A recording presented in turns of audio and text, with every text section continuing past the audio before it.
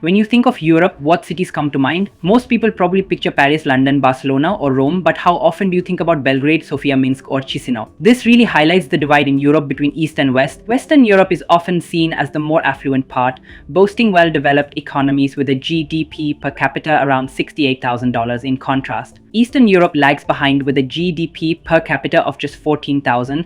This stark economic contrast has remained consistent, with that divide not shifting since the end of World War II. So why is there such a huge disparity between Eastern and Western Europe? Even though they're on the same continent, the answer lies in the complex history and geography of the region, which have shaped these differences over time. In this video, we're going to dive deep into how Eastern Europe ended up struggling while Western Europe flourished. Despite being the second smallest continent in the world, Europe has had a massive impact, shaping the political and economic landscape of the 20th and 21st centuries. Even today, many of the world's major economic powers are in Europe, giving the continent significant influence over global politics. If you take a look at the map, you'll see that to the south, Europe is bordered by the Mediterranean, Black Sea, and Caspian Sea. To the north, it meets the Arctic Ocean, and to the west, you find the Atlantic Ocean. Ireland and Iceland are part of Europe too, with Greenland often considered part of Europe from a cultural and political standpoint. Now, you might wonder why there's such a stark difference in development between Eastern and Western Europe, especially given their geographical and cultural connections. To understand this, we need to rewind about 80 years. After World War II, the landscape of Europe was dramatically altered. Many countries in the West embraced democratic and capitalist systems,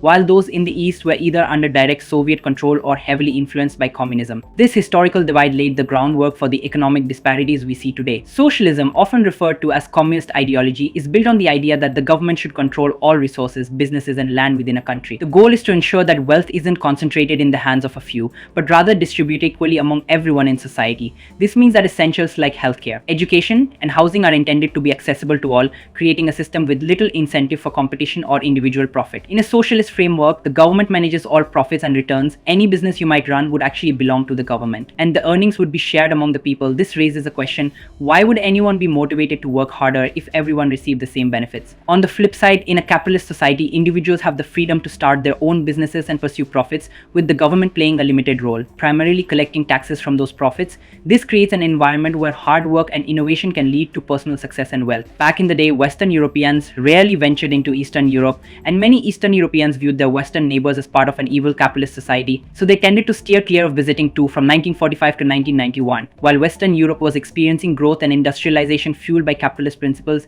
it surged ahead of Eastern Europe in terms of development. In 1991, everything changed with the collapse of communism and the disintegration of the Soviet Union. Countries under Soviet control finally gained their independence. However, even after more than 30 years, Eastern Europe still finds itself lagging economically behind its Western counterparts. So what's the reason for this persistent gap? One significant factor is the geography of Eastern Europe. This region sits between two extremes. On one side, you have the flatlands of Ukraine, Poland, and Belarus, which are incredibly fertile and great for agriculture, but that flat terrain also makes these countries easy targets for invasions. Historically, they've been battlegrounds, with Poland in particular being one of the most invaded countries in Europe. It has faced attacks from nearly every empire you can think of, whether it was the Swedes, the Ottoman Empire, or the Soviet Union. The lack of mountains made it easy for enemies to invade and loot these Eastern European nations as a result. Despite their fertile lands, they struggled to fully capitalize on their agricultural potential, as invaders would often destroy everything in their path. On the flip side, in Southeastern Europe, you have the Balkan countries, where the mountainous terrain makes construction and infrastructure development a real challenge. This has contributed to these regions being some of the most underdeveloped in Eastern Europe when you look at peace and stability. Eastern Europe has always had a reputation for volatility. Since 1991, all the major conflicts in Europe have played out in Eastern Europe. These conflicts have not only taken a toll on the economies of these nations, but have also significantly impacted immigration rates.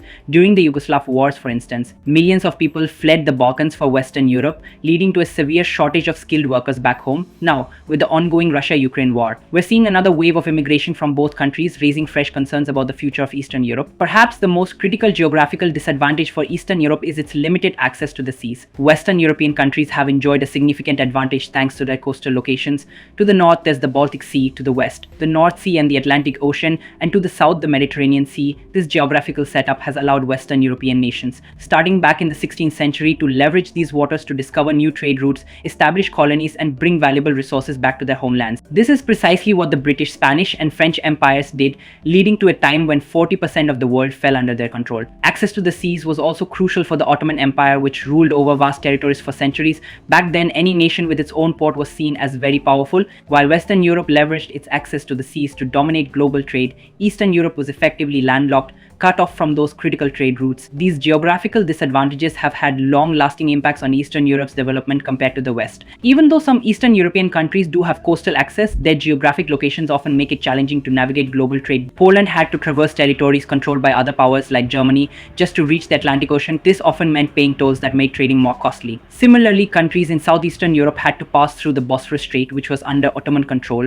Once they got through the Bosphorus, they faced the Strait of Gibraltar, which was at various times controlled by different powers, including Muslims, the Spanish, and the Ottomans. Because of these barriers, Eastern Europe became heavily reliant on Western Europe for access to the sea and for trade opportunities. Another natural advantage that Western Europe enjoyed was the discovery of massive oil and gas reserves in the North Sea during the 20th century. This led countries like Norway, the United Kingdom, the Netherlands, and Germany to become powerhouses in the 21st century. Unfortunately, Eastern Europe didn't share this fortune when it came to natural resources. While they do have fertile land suitable for agriculture, they haven't discovered large reserves of valuable resources like oil or gas. That said, Eastern Europe wasn't entirely deprived of resources. The agricultural production in this region was so impressive that if it weren't for the impact of communism, Eastern Europe could have been a significant breadbasket for the world. After the dissolution of the Soviet Union in 1991, these countries gained independence. But the lingering effects of communism were felt for years. Only a handful of nations like Poland, the Czech Republic, and Romania managed to develop significantly. Largely because they became members of the European Union, this membership provided them with access to broader markets and resources,